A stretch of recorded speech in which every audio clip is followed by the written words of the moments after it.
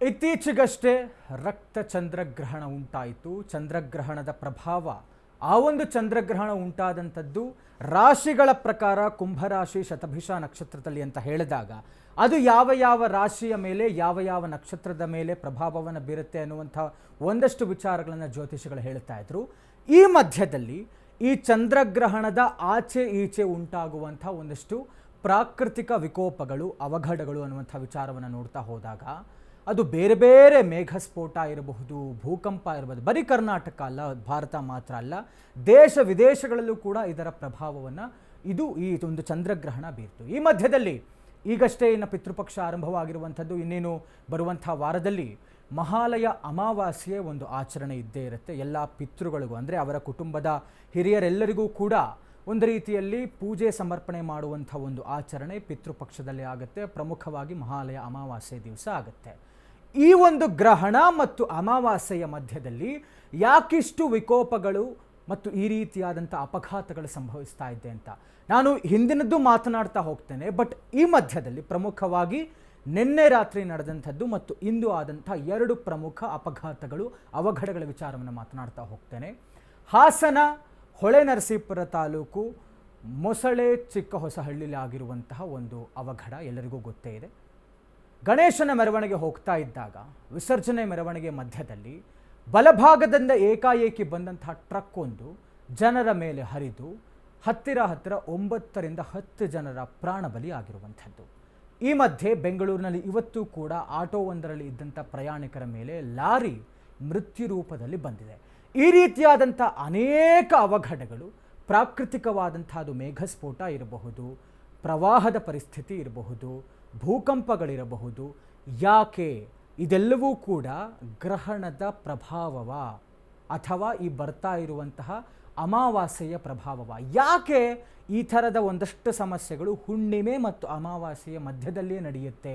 ಆ ಪ್ರಭಾವ ಯಾಕಿಷ್ಟು ಕೆಟ್ಟದ್ದು, ಯಾಕಿಂತಹ ಕೆಟ್ಟ ಪರಿಣಾಮಗಳನ್ನು ಬೀರ್ತಾ ಇದೆ? ಇದೆಲ್ಲ ವಿಚಾರವನ್ನು ಚರ್ಚೆ ಮಾಡೋದಕ್ಕೆ ಇವತ್ತು ನಮ್ಮ ಜೊತೆಗೆ ಖ್ಯಾತ ಲೇಖಕರು ಹಾಗೂ ಜ್ಯೋತಿಷ್ಯ ಶಾಸ್ತ್ರದ ಪಂಡಿತರಾಗಿರುವಂಥ ಡಾಕ್ಟರ್ ಅರುಣ್ ಗುರೂಜಿಯವರಿದ್ದಾರೆ. ಅವರಿಗೆ ಕಾರ್ಯಕ್ರಮಕ್ಕೆ ಆತ್ಮೀಯವಾದಂತಹ ಸ್ವಾಗತ.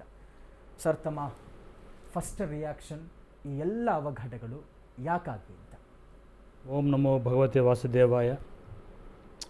ಅಮಾವಾಸ್ಯೆ ಅಂದ್ರೆ ಈ ಥರ ಅಮಾವಾಸ್ಯೆ ಇರಲಿ, ಹುಣ್ಣಿಮೆ ಇರಲಿ, ಇದೆಲ್ಲ ಡಿಪೆಂಡೆಂಟ್ ಇರೋದು ಚಂದ್ರಗ್ರಹದ ಮೇಲೆ. ಚಂದ್ರ ಅನ್ನೋದು ಗ್ರಹ ಅಂತ ನಾವೇನು ಮಾಡ್ತೀವಿ ಸರ್, ಇವಾಗ ಭೂಮಿ ಯಾವಾಗಲೂ ಸುತ್ತಾ ಇರ್ತದೆ, ಇದಕ್ಕೆ 24 ಗಂಟೆ ಸಾಕು. ಚಂದ್ರ ಭೂಮಿಯನ್ನು ಸುತ್ತೋದಕ್ಕೆ ಎಷ್ಟು ದಿನ ಬೇಕು? 1 ತಿಂಗಳು ಬೇಕು ಅಪ್ರಾಕ್ಸ್. ಸೊ ಸೂರ್ಯ ಯಾವಾಗಲೂ ಕೂಡ ಒಂದೇ ಸ್ಥಳದಲ್ಲಿ ಇರ್ತಕ್ಕಂಥದ್ದು, ಭೂಮಿ ತಿರುಗ್ತಕ್ಕಂಥದ್ದು, ಚಂದ್ರ ತನ್ನ ಸುತ್ತನ್ನು ತಿರುಗ್ತಕ್ಕಂಥದ್ದು.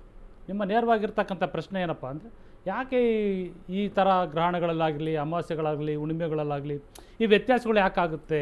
ಅದು ತುಂಬ ಇಂಪಾರ್ಟೆಂಟ್.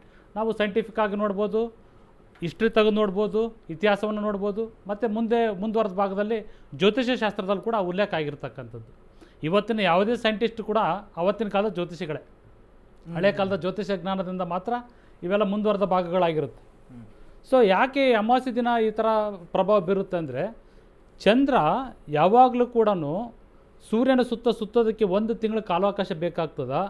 ಸೂರ್ಯನನ್ನು ನಾವು 0 ಡಿಗ್ರಿ ಅಂತ ತಗೊಂಡ್ರೆ ಒಂದು ಸರಿ ಹಿಂಗೆ ಸುತ್ತುವರೆದು ಹಿಂಗೆ ವಾಪಸ್ ಮತ್ತೆ ಅದೇ ಜಾಗ ಬರ್ಬೇಕಾದ್ರೆ 1 ತಿಂಗಳು ಬೇಕಾಗ್ತದೆ. ಸೊ ಈ 15 ದಿನಗಳ ಕಾಲ ಅಮಾವಾಸ್ಯೆ, 15 ದಿನಕ್ಕೊಂದ್ಸರಿ ಹುಣ್ಣಿಮೆ ಬರ್ತಕ್ಕಂಥದ್ದು ನಮಗೆಲ್ಲರಿಗೂ ಗೊತ್ತು. ಹುಣ್ಣಿಮೆ ಕಳೆದು 15 ದಿನಕ್ಕೆ ಅಮಾವಾಸ್ಯೆ ಬರುತ್ತೆ, ಅಮಾವಾಸ್ಯೆ ಕಳೆದು 15 ದಿನಕ್ಕೆ ಹುಣ್ಣಿಮೆ ಬರುತ್ತೆ. ಈ ಅಮಾವಾಸ್ಯೆ ಪರ್ಟಿಕ್ಯುಲರ್ ತಗೊಂಡ್ಬಿಡೋಣ. ಇವತ್ತಿನ ಚರ್ಚೆ ಅಮಾವಾಸ್ಯೆ ಸಂಬಂಧಪಟ್ಟಂಥ ವಿಚಾರ. ಅಮಾವಾಸ್ಯೆ ದಿನ ಚಂದ್ರನಿಗೆ ಸಂಬಂಧಪಟ್ಟಂಥ ವಿಚಾರ. ಸೊ ಈ ಚಂದ್ರನ ಎಫೆಕ್ಟನ್ನು ನಾವು ನೋಡೋದಕ್ಕಿಂತ ಮೊದಲು ನಮ್ಮ ಮನುಷ್ಯನ ಮನಸ್ಸಲ್ಲಿ ಯಾಕೆ ಈ ಥರ ಪ್ರಭಾವ ಬೀರುತ್ತೆ, ಪ್ರಕೃತಿಯಲ್ಲಿ ಯಾಕೆ ಪ್ರಭಾವ ಬೀರುತ್ತೆ ಅಂತ ವಿಚಾರ ತಿಳ್ಕೊಳ್ಳೋಣ. ನಮಗೆ ಪೂರ್ವಿಕರು ಹಾಕ್ಕೊಟ್ಟಿರ್ತಕ್ಕಂಥದ್ದು 9 ಗ್ರಹಗಳಿದೆ. 9 ಗ್ರಹಗಳಿಂದ ನಾವೆಲ್ಲ ಇವತ್ತು ನಾವೇನು ಮಾತಾಡ್ತಾ ಇದ್ದೀವಿ, ನಾವು ಕೂತಿರ್ತಕ್ಕಂಥ ಸಮಯ ಏನು, ಇದು ನಾವು ಯಾವ ಥರ ರಿಯಾಕ್ಟ್ ಮಾಡ್ತೀವಿ, ಜನಗಳು ಯಾಕೆ ಹಿಂಗಿದ್ದಾರೆ ಅನ್ನೋದು ಅಯಸ್ಕಾಂತೀಯ ಗುಣಗಳು ಅಂತ ಕರಿತೀವಿ. ಪಂಚಭೂತಗಳ ತತ್ವದಿಂದ ಎಲ್ಲ ಗ್ರಹಗಳು ಶಕ್ತಿಯುತವಾಗಿದ್ದರೆ ತುಂಬ ಚೆನ್ನಾಗಿರ್ತಕ್ಕಂಥ ರಿಸಲ್ಟ್ ಬರುತ್ತೆ. ಎಲ್ಲ ಗ್ರಹಗಳು ವೀಕ್ ಆಗಿದ್ದರೆ ಅದಕ್ಕೆ ಸಂಬಂಧಪಟ್ಟಂಥದ್ದು ಅಲ್ಲಿ ನ್ಯೂನ್ಯತೆಯನ್ನು ಕೊಡುತ್ತೆ. ಅದಕ್ಕೆ ಸಂಬಂಧಪಟ್ಟಂಥ ನ್ಯೂನ್ಯತೆ ಕೊಡುತ್ತೆ, ಅದು ಫಿಕ್ಸ್. ಸೊ ಚಂದ್ರ ನಾವು ಡೈರೆಕ್ಟಾಗಿ ಮನಸ್ಸಿಗೆ ತಗೊಂಡ್ಬಿಡ್ತೀವಿ. ವಾಟ್ ಈಸ್ ಚಂದ್ರ ಅಂದರೆ ಚಂದ್ರನ ಮನಸ್ಸು. ಚಂದ್ರ ಅಂದರೆ ಮನಸ್ಸು, ಮನಸ್ಸು ಅಂದರೆ ಚಂದ್ರ. ಸೂರ್ಯ ಬೇರೆ, ಚಂದ್ರ ಅಂದರೆ ಮನಸ್ಸು. ಓಕೆ. ಮನಸ್ಸಿಗೆ ಕಾರಕ ಆಗಿರ್ತಕ್ಕಂಥ ಚಂದ್ರನಿಗೆ ಹುಣ್ಣಿಮೆ ದಿನದಲ್ಲಿ ಇಂದ ಅಮಾವಾಸ್ಯೆ ದಿನಕ್ಕೆ ಬರುವಾಗಾದರೆ ಅದಕ್ಕೆ ಕೃಷ್ಣ ಪಕ್ಷ ಅಂತ ಕರಿತೀವಿ. ಅಂದರೆ ಚಂದ್ರ ಕಪ್ಪು ಆಗ್ತಾ ಹೋಗ್ತಾನೆ ಅಂತ. ಚಂದ್ರ ಕಪ್ಪಾಗಲ್ಲ, ಚಂದ್ರನ ಮೇಲೆ ಸೂರ್ಯನ ಬೆಳಕು ಸ್ವಲ್ಪ ಪ್ರಮಾಣದಲ್ಲಿ ಕಡಿಮೆ ಬೀಳ್ತಾ ಬೀಳ್ತಾ ಬೀಳ್ತಾ ಬೀಳ್ತಾ ಹೋಗ್ಬಿಟ್ಟು ಒಂದು ದಿನ ಸೂರ್ಯನ ಬೆಳಕು ಚಂದ್ರನ ಮೇಲೆ 100% ಬೀಳಲ್ಲ. ದಟ್ ಈಸ್ ಅಮಾವಾಸ್ಯೆ. ಅದು ಅಮಾವಾಸ್ಯೆ ಆಗ್ತದೆ. ಸೊ ಅಮಾವಾಸ್ಯೆ ದಿನದಲ್ಲಿ ಹೆಂಗೆ ಪರಿಗಣನೆ ತಗೋಬೇಕು? ಮಧ್ಯಭಾಗ ಯಾವುದು ಅಂದರೆ ಆ 0 ಡಿಗ್ರಿನಲ್ಲಿ ನಾವು ಕರೆಕ್ಟಾಗಿ ನೋಡಿದಾಗ 12 ಡಿಗ್ರಿ ಹಿಂದಕ್ಕೆ 12 ಡಿಗ್ರಿ ಮುಂದಕ್ಕೆ ಪರ್ಫೆಕ್ಟ್ ಆಗಿರ್ತಕ್ಕಂಥ ಅಮಾವಾಸ್ಯೆ ಎಫೆಕ್ಟ್ ಇರುತ್ತೆ. ತುಂಬ ಯಥೇಚ್ಛವಾಗಿರುತ್ತೆ, ಗಾಢವಾಗಿರುತ್ತೆ. ನಮ್ಮ ಪೂರ್ವಿಕರು ನಮ್ಗೆ ಏನು ಕೊಟ್ಟಿದ್ದಾರೆ ಬಿಟ್ಟಿದ್ದಾರೆ ಗೊತ್ತಿಲ್ಲ. ಆ ಒಂದು ರೂಢಿಗತ ಸಂಪ್ರದಾಯ ಕೊಟ್ಬಿಟ್ಟಿದ್ದಾರೆ. ನೋಡಪ್ಪ, ಅಮಾವಾಸ್ಯೆ ವಿಚಾರದಲ್ಲಿ ನೀವು ತುಂಬ ಸೀರಿಯಸ್ ಆಗಿರಬೇಕು, ಪೂಜೆ ಪುನಸ್ಕಾರಗಳನ್ನ ಮಾಡಿ, ಎಲ್ಲೂ ಹೋಗಬೇಡಿ, ಮಂಗಳ ಕಾರ್ಯಗಳು ವ್ಯರ್ಥ, ಮಂಗಳ ಕಾರ್ಯಗಳನ್ನ ಯಾವುದೂ ಮಾಡಬಾರ್ದು. ಸೊ ಈ ಮೂಮೆಂಟಲ್ಲಿ ಏನು ಮಾಡ್ಬೋದು, ಯಾಕೆ ಹಿಂಗಾಗುತ್ತೆ, ಎಫೆಕ್ಟ್ ಯಾಕಾಗುತ್ತೆ ಅಂದರೆ 1954 ಇಸ್ವಿನಲ್ಲಿ ಒಂದು ಕುಂಭಮೇಳ ಆಗುತ್ತೆ. ಕುಂಭಮೇಳದಲ್ಲಿ ಕಾಲು ತುಳಿತಕ್ಕೆ 1,000ಕ್ಕಿಂತ ಹೆಚ್ಚು ಜನ ಸತ್ತೋಗ್ಬಿಡ್ತಾರೆ ಅವತ್ತಿನ ಅಮಾವಾಸ್ಯೆ. ಸೊ ಪ್ರತಿಯೊಂದು ಅಮಾವಾಸ್ಯೆನಲ್ಲೂ ಕೂಡ ಒಂದೊಂದು ಟ್ರಾಜಿಡಿನ ಕ್ರಿಯೇಟ್ ಮಾಡ್ತಾ ಹೋಗ್ಬಿಡ್ತದೆ. ಸೊ ಅವತ್ತಿನ ಏನಾದರೂ ಇವೆಂಟ್ಗಳಿಲ್ಲ ಅಂದರೆ ಸುಮ್ಮನೆ ಇರ್ತದೆ, ಏನಾದರೂ ಇವೆಂಟ್ಗಳಿದ್ರೆ ಎಫೆಕ್ಟ್ ಕೊಡ್ತದೆ.